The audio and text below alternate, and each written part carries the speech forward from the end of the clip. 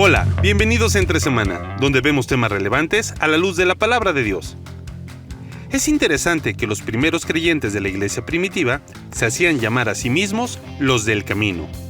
La nueva serie que iniciamos explora cómo se entendía en aquellos tiempos qué es ser un discípulo y sus implicaciones para nuestras vidas en la actualidad. Acompañemos a Alex y a Marcelo en esta nueva serie, aquí en Entre Semana.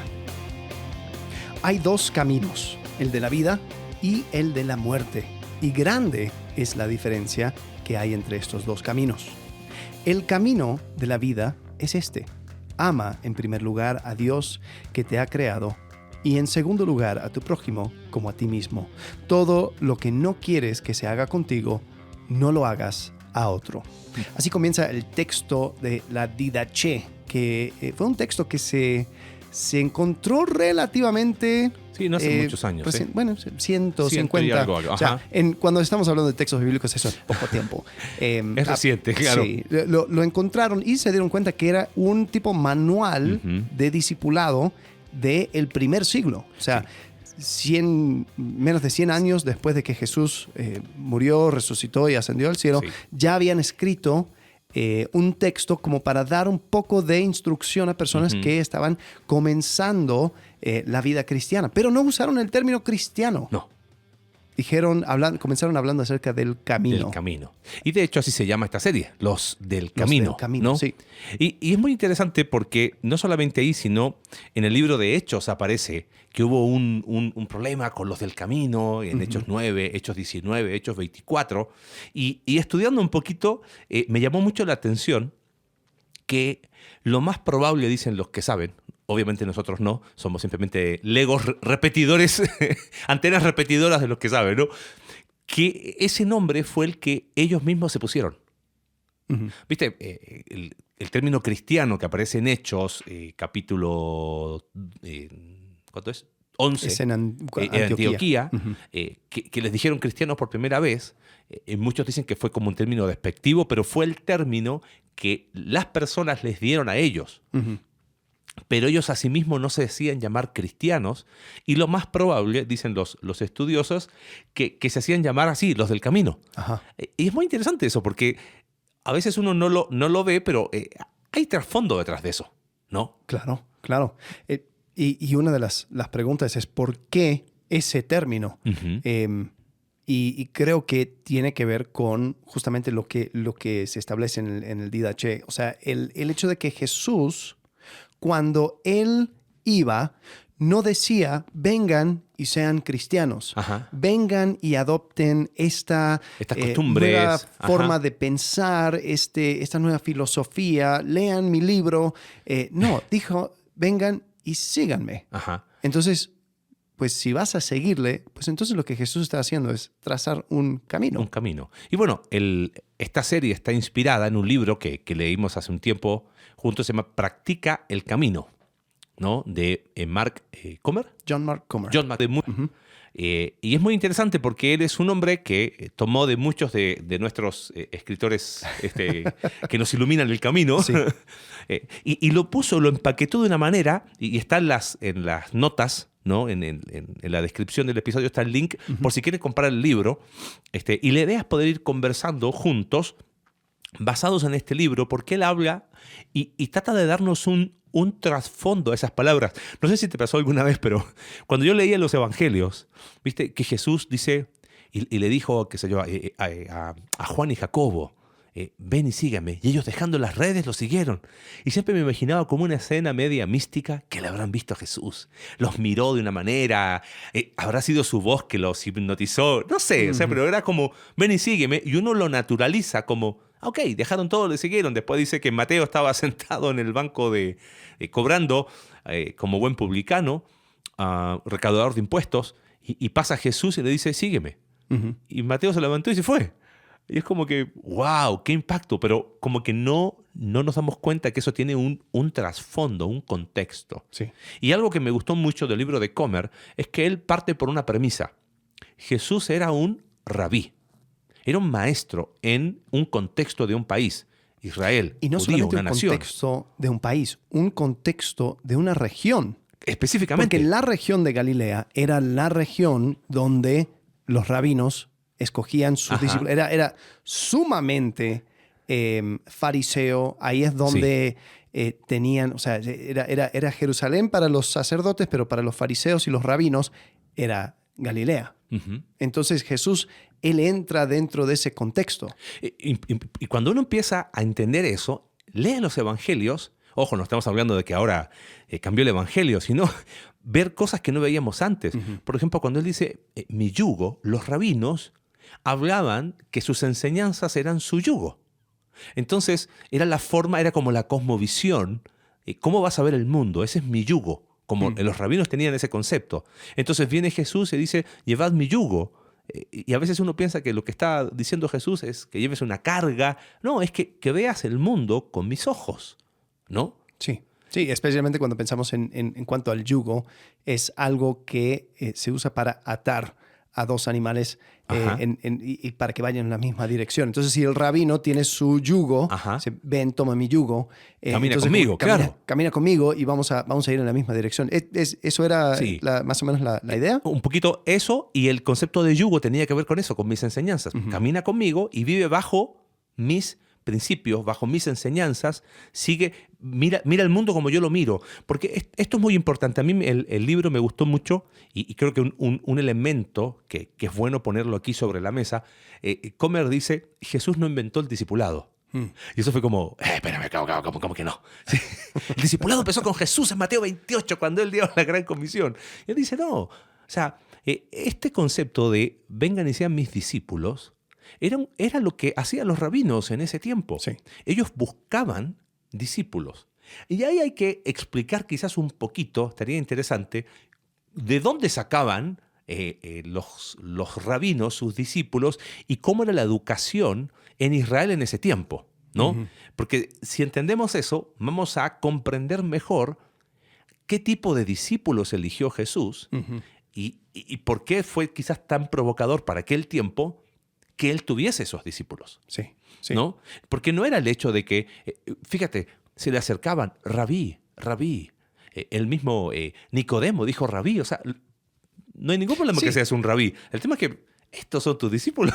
Claro, sí. Si quieres explicar un poquito el concepto educativo en Israel, ayuda mucho. Bueno, yo creo que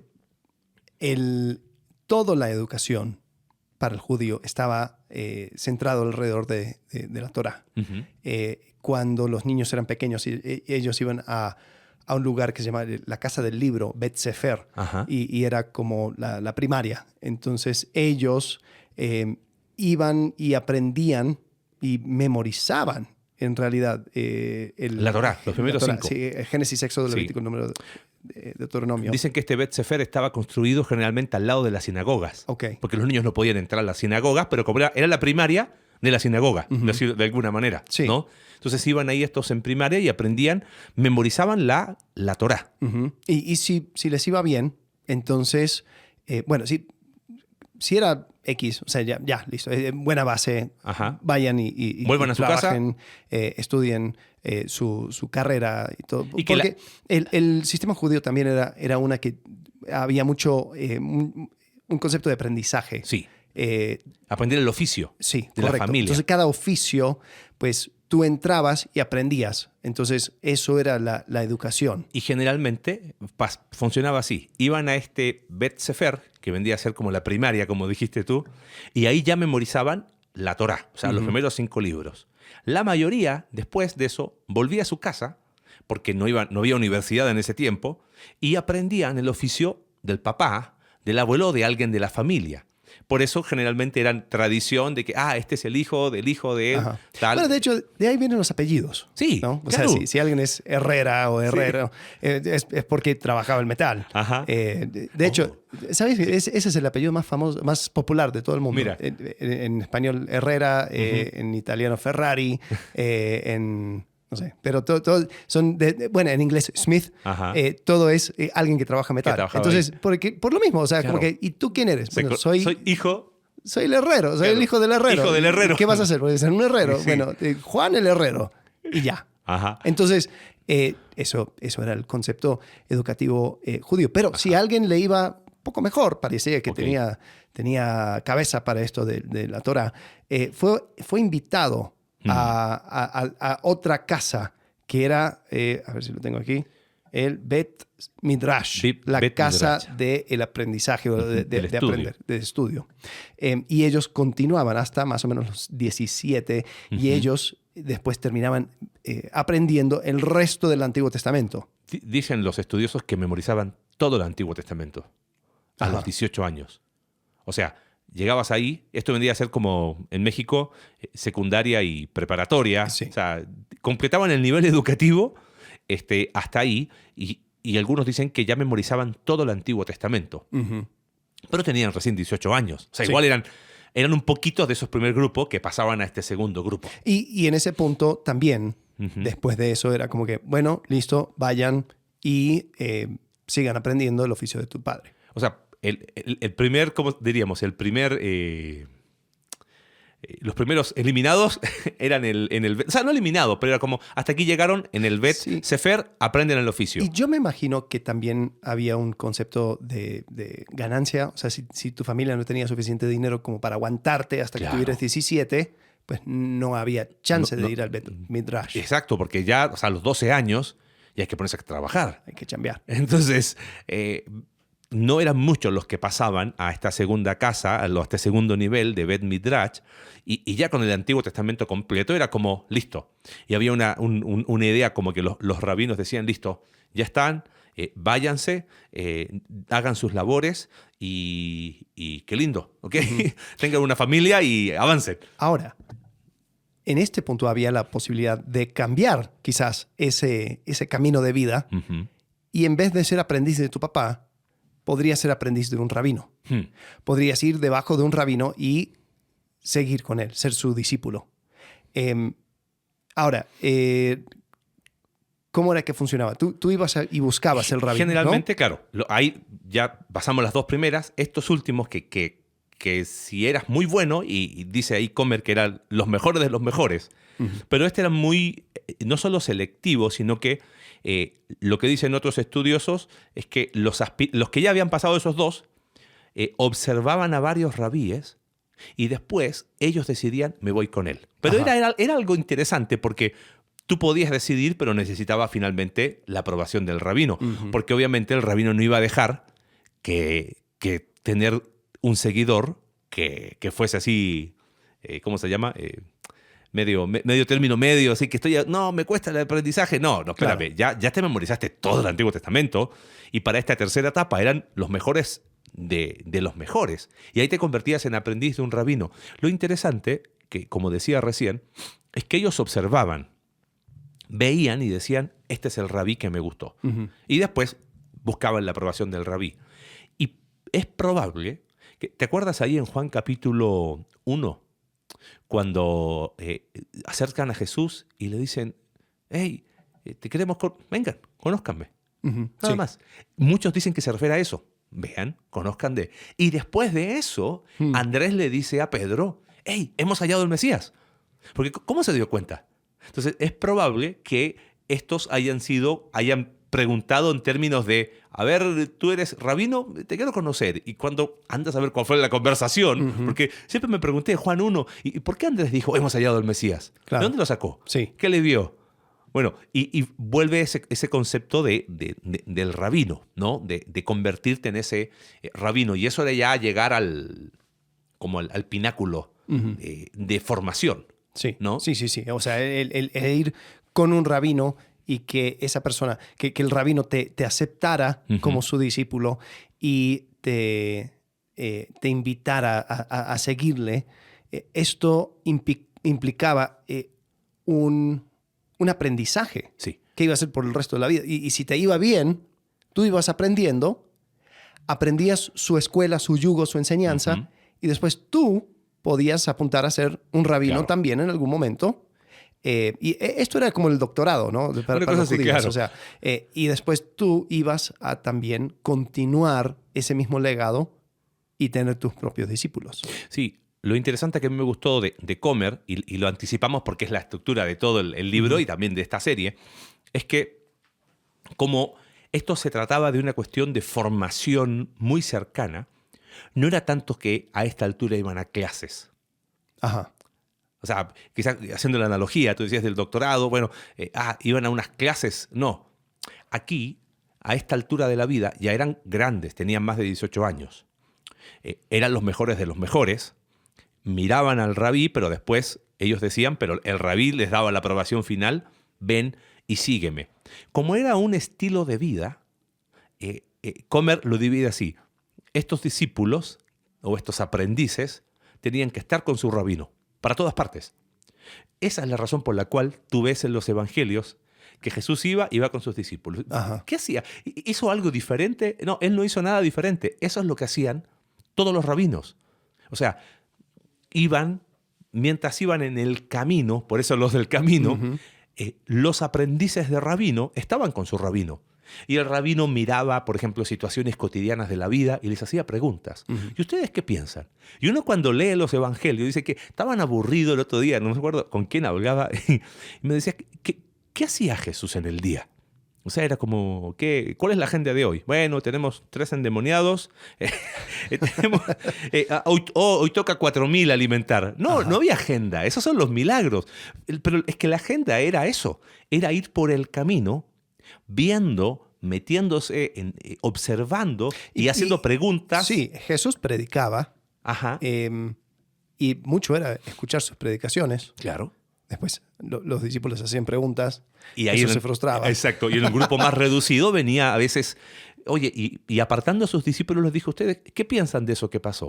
Y ahí desarrollaba eso. En el comienzo creo que tanto Mateo como Marcos, creo que sí, ahí les envía, ¿no? A los 70 para que vayan también preparando para un circuito que iba a ser Jesús de predicaciones, ¿no? Entonces eso también era parte de los trabajos. Pero sí, era mucho estar con Jesús, pasar tiempo con Jesús, o sea, en el sentido más general. O sea, la idea de ser un seguidor de un rabino es estar con el rabino.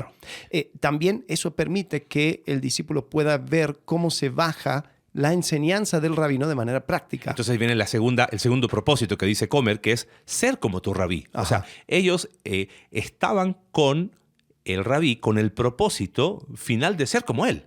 O sea, querían imitarlo hasta en todo. Y finalmente hacer lo que él hizo, que vendría a ser como el final, llegar un día a ser un rabino como él lo hizo, o sea, hacer con otros lo que hicieron conmigo. Y lo que a mí me encanta, y fue como algo que lo discutimos un poquito, ¿no? Lo conversamos, y Comer dice, discípulo es un sustantivo, no es un verbo. Sí. Y rasquémoslo un poquito ahí. Sí, bueno, ok. Eso me tiró abajo Arjona, ojo. El hermano Ricardo no tenía... Yo creo que es importante reconocer el bagaje cultural que traen ciertas palabras, ¿no? La palabra discípulo muchas veces se usa dentro de ciertos contextos que quizás distorsiona un poco el concepto. Primero, si yo te hablo de los discípulos, ¿en quién vas a pensar? Piensas en Jesús. En los apóstoles. En los apóstoles. ¿No? En los primeros 12 o los 70, dependiendo cuánto conoces de la historia, ¿no? Pero no vas a pensar en la iglesia global. No. Si yo digo los cristianos, ahí sí piensas en la iglesia como universal. La palabra discípulo es, ayúdame con la etimología griega, es del griego... Es talmid. La palabra es talmid. Bueno, en hebreo. En hebreo. En hebreo es talmid. Discípulos en hebreo es matetes. ¿Matetes? Sí. Bueno, yo qué sé. Talmid es en hebreo, matetes el concepto es básicamente estudiante. Es un estudiante. Si tuviésemos que traducir la palabra, sería estudiantes, aprendices. O sea, sería totalmente legítimo tomar Mateo 28 y decir, vayan y hagan estudiantes en todas las naciones, de todas las naciones, ¿no? Entonces, pero también ahí tenemos otro problema con el bagaje cultural, porque cuando pienso en un estudiante, pienso en una escuela. Donde me siento en un pupitre y escucho a un maestro. Y por algo este capítulo de hoy se llama Aprendices o Cristianos, ¿no? Aprendiz o cristiano. Porque, como tú dijiste, si hablamos de discípulos, pensamos en los 12. Y quizás la palabra discípulo o hacer discípulos es una expresión que usamos mucho en la iglesia, pero no se escucha fuera de. Pero hacer estudiantes o aprendices sí la escuchamos fuera de la iglesia, pero no dentro de la iglesia. Ahora, el lenguaje es dinámico. El discípulo viene del latín.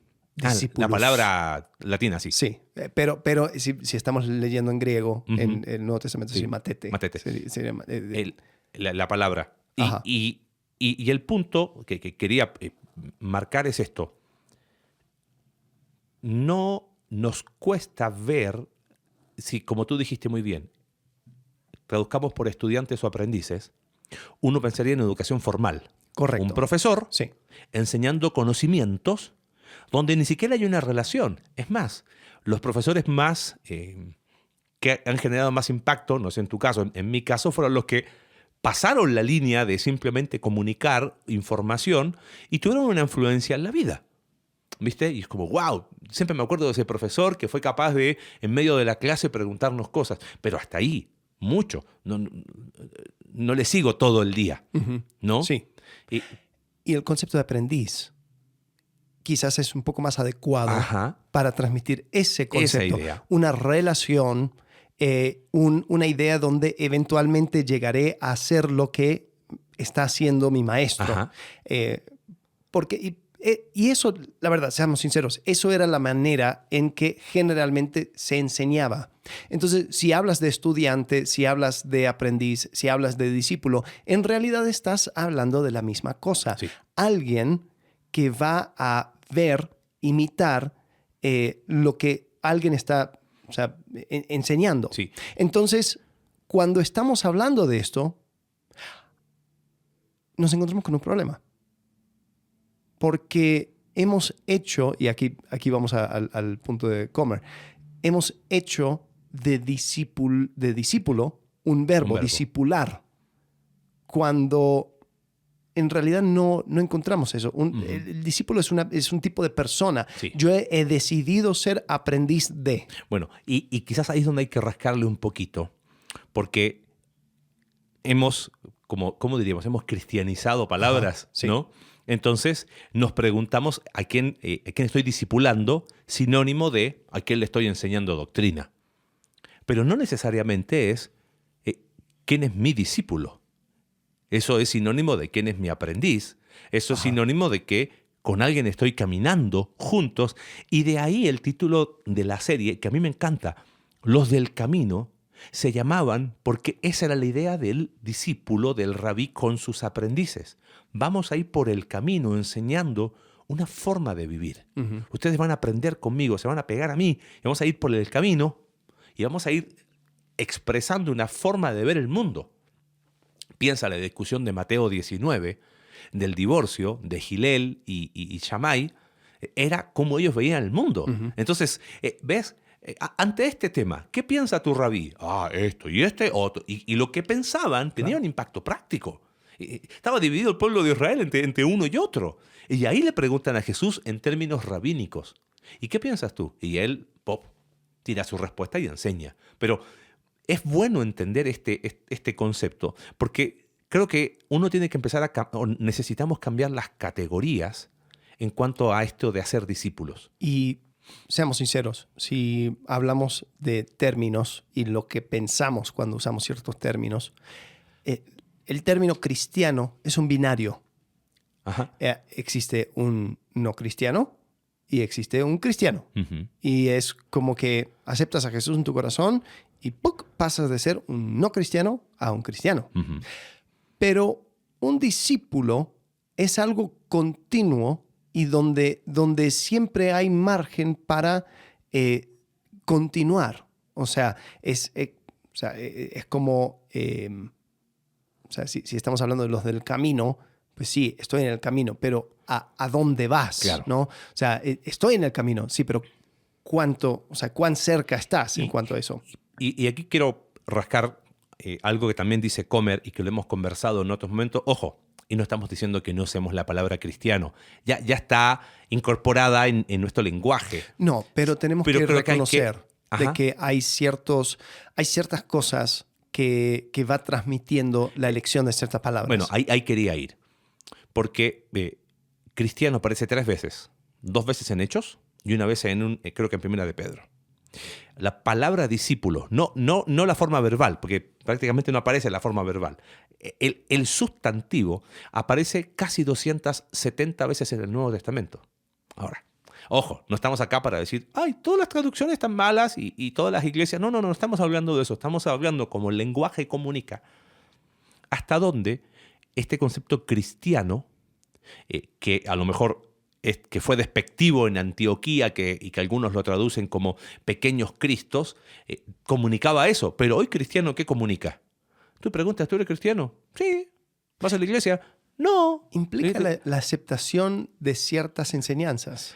Inclusive, hoy por hoy, se conoce al mundo occidental como el mundo cristiano. Claro, sí. Entonces es como que para historiadores de este lado del mundo, este es el mundo cristiano. Uh-huh. Se usa dentro de los términos a veces misionológicos. Esta nación ya es una nación cristiana o ya fue cristianizada. Ajá. ¿Y qué es eso? ¿Que todos son entonces seguidores de Cristo? No, nos referimos como a un concepto. Entonces, la palabra perdió mucho de fuerza y claro, el gran desafío que a veces tenemos hoy en las iglesias es, te haces llamar cristiano, pero ¿qué onda con tu vida? Ajá. ¿No? Y ahí entonces entramos en, bueno, que nunca entendió el evangelio, que necesita la reforma o según que seas. Pero quizás el concepto es hasta dónde nosotros hemos desnaturalizado o no hemos visto qué hizo Jesús. Y entonces, ¿cómo respondo yo a lo que hizo Jesús hace muchos años atrás? Él buscó aprendices que caminaran con él y que vivieran de una manera y una forma que fuera un impacto. Vuelvo a repetir, no es que ahora, ¿y tú qué eres? No, yo soy aprendiz. No se trata de eso, sino quizás de darle un contenido distinto. Sí, y hazte la pregunta.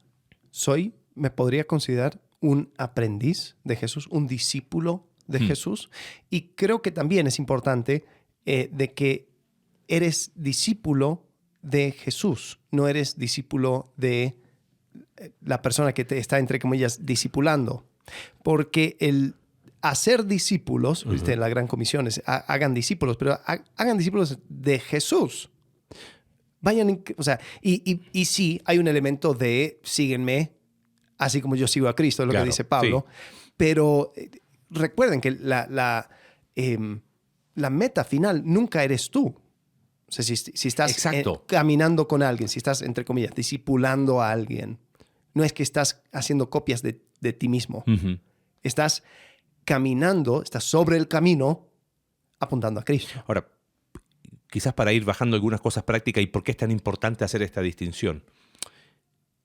Viste, en el mundo misionológico, en las estadísticas misioneras, se habla de cristianos y cristianos nominales. Uh-huh. Los católicos usan una categoría diferente. ¿Soy católico o soy católico practicante? Ajá. Entonces, ¿y tú eres católico? Sí. Pero soy de los que no voy a misa, ¿eh? Ajá. Pero el católico practicante... Católico cultural. Claro, pero el católico practicante es el que va. Y qué triste que en el mundo cristiano evangélico se hace la distinción entre cristiano y cristiano nominal. Nominal es el que simplemente se dice, tiene el nombre de cristiano y ya está. Pero me gusta el concepto que tira Comer. Dice, el problema es que en Occidente hemos creado un ambiente cultural donde puedes ser cristiano, pero no ser aprendiz de Jesús. Uh-huh. Y eso es como para quedarse clavado aquí y hablar horas, pero no vamos a hablar horas. No se preocupen. ¿Hasta dónde hemos creado ese ambiente cultural? Con música cristiana, uh-huh, con ropa cristiana, con lenguaje cristiano, con actitud cristiana.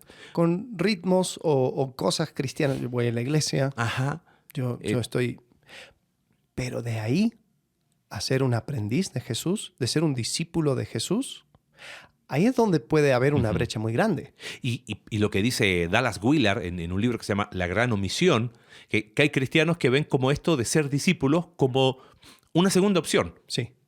O sea, yo soy cristiano porque creo en Jesús, pero el discipulado es como, por eso, y ahí está el concepto de verbo, o sea, de sustantivo y no verbo. Pero el discipulado, aguántame. Ese es como para los que ya van en una segunda categoría. Sí. Y Dallas Willard usa una analogía súper dura, no sé si te acuerdas en ese libro de La Gran Omisión. Podríamos colocar el link también del libro. Él dice, hay cristianos vampiros. Y usa esa expresión y es fuerte. Sí, es cierto. ¿Te acuerdas? Sí. Y dice, son como, hoy, dame un poquito de tu sangre, Ajá. dame la garantía de la eternidad, pero yo ser tu seguidor, vivir es... No, ese es la parte de discipulado, o sea, es como... Y es esa dicotomía, ¿no? Evangelismo y discipulado, como cosas, categorías separadas que no tienen relación. Y creo que por ahí va el corazón de este primer episodio, de vernos a nosotros, no tanto criticar la iglesia o criticar el mundo occidental, vernos que esto tiene un impacto en nuestra vida y hasta dónde soy cristiano, pero no necesariamente soy un aprendiz de Jesús. Sí, y quizás la pregunta que nace de ahí es, bueno, entonces, ¿cuál es la distinción? ¿Cómo es que paso de ser cristiano a ser aprendiz? Porque algunas personas van a poner la responsabilidad sobre sus líderes, su iglesia, las personas de su A mí nadie me dice, lamento decir, ha salido de mi boca. Sí, yo también. A mí nadie me discipuló, pero es como que no es que tienes que ser discipulado en un sentido formal como que el librito y todo. Mira, si alguien puede caminar contigo para explicarte quizás las cosas básicas de la vida en Cristo, qué bien, qué bueno. Pero yo siempre me acuerdo aquí a Julio, se me va su apellido, de la iglesia Vida Nueva. Sí. Julio, ya me voy a acordar de su nombre. Le mandamos saludos. No nos escucha, pero le mandamos saludos igual. Julio Contreras. Contreras, sí. Iglesia Bautista Vida Nueva en El Salvador. Nos hizo el favor de mandarnos un montón de material para discipulado. El que usamos en la iglesia, el básico es de correcto. Su iglesia. Y además nos dio acceso a un curso que él daba acerca de discipulado. Y una cosa que siempre me quedé con eso, él dijo, el discipulado es jalado. Es decir... Traduce el salvadoreño al español. Tú tienes, o sea, es alguien lo pide, alguien lo jala, lo pide. Y tiene que reconocer su necesidad de ser un discípulo. No es algo impuesto. No es yo te voy a discipular aunque tú no quieras. No. Cada persona que ha visto a Cristo y reconoce a Cristo como Salvador y Señor tiene que reconocer que tiene una necesidad de ser un aprendiz de Jesús. Por lo tanto, tiene que ir buscando las herramientas o las personas que pueden ayudarle a ser un mejor aprendiz de Jesús. Entonces, quita de tu boca cualquier excusa barata de por qué tú nunca has emprendido este camino. Porque si vas a hacer los del camino, pues son tus pies y tú tienes que comenzar a caminar. Sí. Y tienes que buscar ser un aprendiz de Jesús. Y si estás en un lugar del planeta donde dices, no puedo, nadie, tienes 4 libros que te dicen cómo vivió Jesús. No estoy diciendo con eso que te autodiscipules. Ojo, no estoy diciendo eso. Estoy diciendo de dónde cae como tú dijiste, la responsabilidad. Porque al final siempre somos aprendices de alguien. De alguien estás aprendiendo. A alguien estás siguiendo. Y aquí, yo sé que a lo mejor la categoría, el lugar fácil es, sí, tú sigues las redes sociales. No, pero no nos damos cuenta de que sí somos seguidores de alguien. Vestimos de una manera, sí. Ciertas modas. Estamos siguiendo, eso es inevitable. Estamos aprendiendo de alguien. Entonces, si no estoy siendo un aprendiz de Jesús, la pregunta más profunda y que da miedo, entonces, ¿de quién estoy aprendiendo? Sí. Porque nadie es no, yo no sigo a nadie. No, sí, claro que sigues. Lo que pasa es que no te das cuenta. Eres un seguidor, inevitable. Sí. Y es lo que plantea Comer al inicio. O sea, ¿de quién eres aprendiz? Y al principio como que tú lo lees y dices, bueno, ¿a qué se refiere? Claro, cuando hace toda la argumentación que hemos tratado de sintetizar, es que al final es mi responsabilidad ser aprendiz de Jesús. Y si no lo estoy haciendo, entonces estoy siendo aprendiz de otro. Y eso es más peligroso todavía. Y aún más peligroso si ni te das cuenta. Claro. Porque, y yo creo que, bueno, concuerdo con lo que postula el libro, de que de eso se trata cuando habla del camino, Ajá. que Jesús habla del camino ancho y después el camino angosto. Algunos hablan, tratan de usar esa dicotomía para hablar acerca de exclusividad. Claro. ¿No? Y lo explicamos en la predicación, ¿te acuerdas? La primera de la serie. Excelente predicación. Y que decíamos que muchas veces yo vi Mateo 7 de esa manera. Ajá. Y era como, ok, no puede ser así, pero no sabía cómo debería ser. O sea, sí. es como que no estoy de acuerdo con tu interpretación exclusivista. Pero Ya, no tengo otra alternativa. ¿A qué se refería Jesús Sí. cuando dijo que ancho es el camino y el otro es angosto y son pocos? Pero cuando uno lo ve en términos de entender que los aprendices del maestro era eso, iban por el camino, Jesús está diciendo entonces, mi forma de vivir es el que tú seas mi aprendiz Es poco común. es poco común. Va en contra de los valores comunes de este reino. Entonces uno empieza a unir lo que estudiamos en nuestra iglesia, al menos en Mateo. Y uno dice, claro, por eso en el Sermón del Monte, los valores, la declaración de este reino es tan contracultural, pero no es contracultural hippie, ¿entiendes? Uh-huh. No, va en contra de los que has visto los demás rabinos. Sí. Y Jesús es osado, porque él dice, oísteis que fue dicho.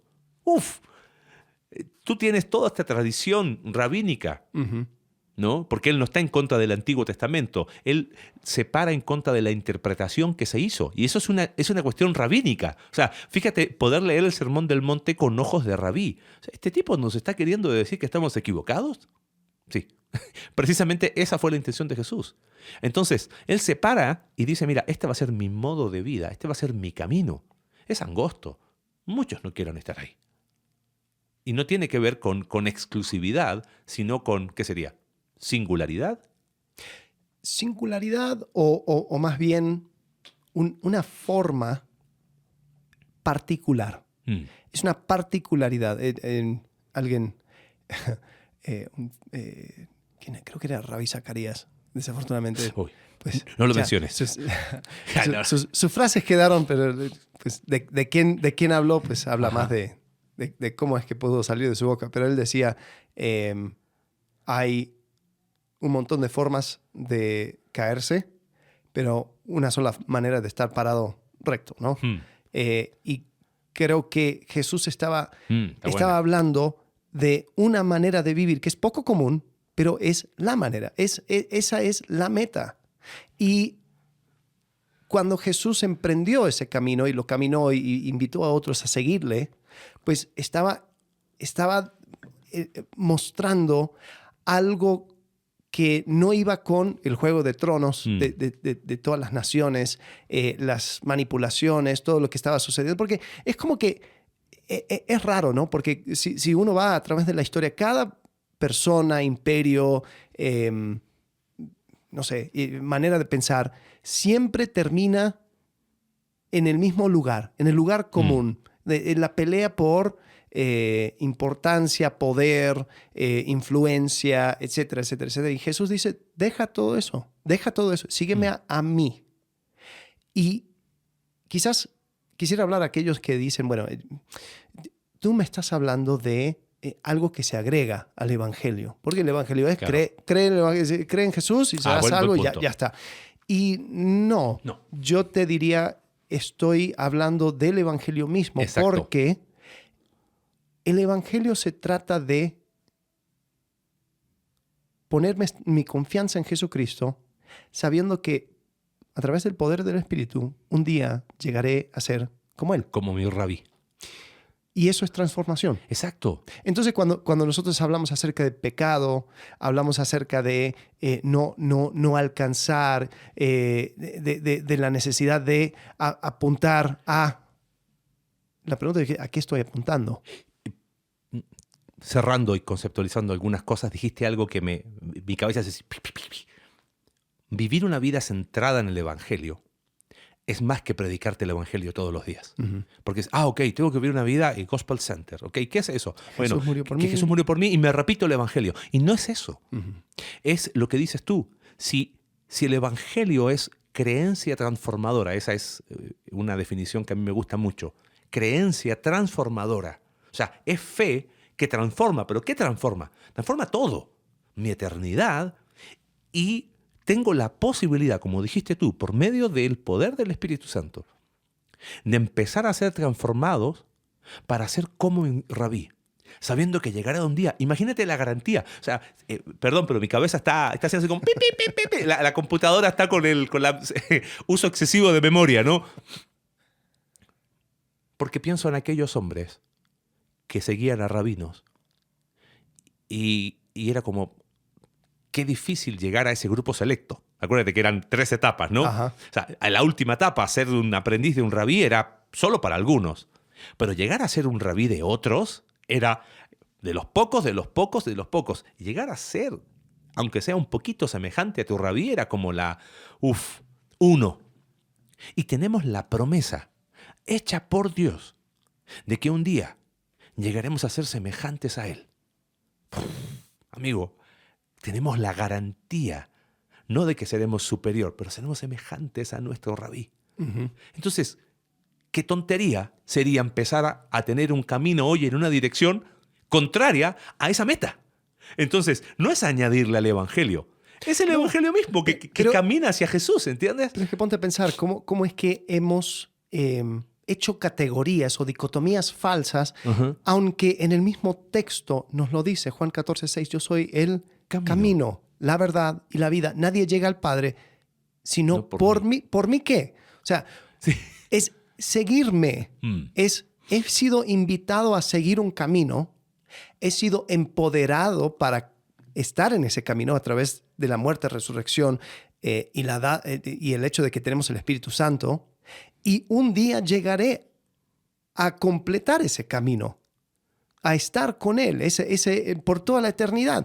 Ese es el evangelio. Sí. El hecho de que tú puedes comenzar hoy a parecerte a Jesús, a caminar con Jesús, a hacer lo que hizo Jesús, eso es la esencia del evangelio. O sea, por eso se llamaron los cristianos los del camino. Es interesante que el Didache, una de las cosas que dice, después de esa introducción que leí, es básicamente una porción del Sermón del Monte. Sí. Porque eso es la manera de vivir como Jesús. Quiero cerrar con una palabra de ánimo, porque quizás dices, oye, ser entonces seguidor de Jesús, eso está difícil, porque ser aprendiz de Jesús nunca, va a ser imposible. Comer termina esta introducción a esto de ver a Jesús como un rabí, y me encanta el título de esa porción, dice, alguien significa cualquiera. Y cita Marcos 8, y lo leo, versículo 34, llamando a Jesús a la multitud y a sus discípulos. O sea, hablando de, sí, yo ya tengo los míos, pero quiero hablarle a todos. Si alguien quiere venir conmigo, niéguese a sí mismo, tome su cruz y sígame. Si alguien, ¿cómo alguien? Piensa en la escala judía de formación de rabinos. Los que llegaban a ser seguidores de un rabino era un grupo selecto. Sí. O sea, eran lo mejor de lo mejor de lo mejor y el que quedó. Y aquí Jesús dice, si alguien quiere. Ser seguidor de Jesús no es para un grupo selecto. Ser discípulo de Jesús no es para los que tienen la super mega condición, los super mega dones espirituales, los que tienen una segunda porción del Espíritu Santo. Si alguien quiere, ese alguien es cualquiera. Y cuando uno ve a los 12, sí eran las personas que no hubiesen quedado en el grupo 3. Sí. Y por eso fue tan provocador. Estos son tus discípulos. Y creo que esa invitación sigue para nosotros hoy. Y quiero simplemente especificar algo que dijiste. Porque los rabinos, los otros que no eran Jesús, ellos escogían basado en los méritos de la persona. Yo veo que tú tienes potencial. Claro. Jesús podía extender esa invitación a quien sea porque Él creía, no en tu potencial, no en tus méritos. No es que Jesús cree en ti. Jesús creía en ti. Sí. Jesús creía en lo que Él te podía dar. Jesús Él no depende de tu habilidad de seguir este camino. Él depende del mismo poder que le levantó a él de los muertos, que es el Espíritu Santo, lo cual lo tienes. Sí. Entonces, él no está tratando de medir si tú das el ancho. Él ya sabe que tú no das el ancho. Él ya sabe que esto es imposible. Y aún así nos invita. Pero nos invita. Wow. ¿Por qué? Por eso es la fuerza del Espíritu Santo. Entonces, es creer que Jesús puede hacer esa obra en ti. Y por eso somos invitados entonces a ser sus aprendices. Sí. Dicho Bueno, eso, vamos a continuar por este camino y vamos la próxima semana con esa primera meta del aprendiz, que es estar con Jesús. con Jesús. Muy bien, nos vemos la próxima semana. Gracias. Hasta luego. Gracias por acompañarnos en un capítulo más de Entre Semana. Si quieres ser parte de este proyecto y apoyar financieramente para generar más recursos para tu crecimiento espiritual, en la descripción del episodio está el link para poder realizarlo. Recuerda que puedes seguirnos a través de nuestra página web icv.mx/entresemana y puedes enviarnos tus preguntas a entresemana@icv.mx y en X @entresemanacv. Ayúdanos a difundir este contenido dejándonos tu valoración en tu aplicación de podcast favorita.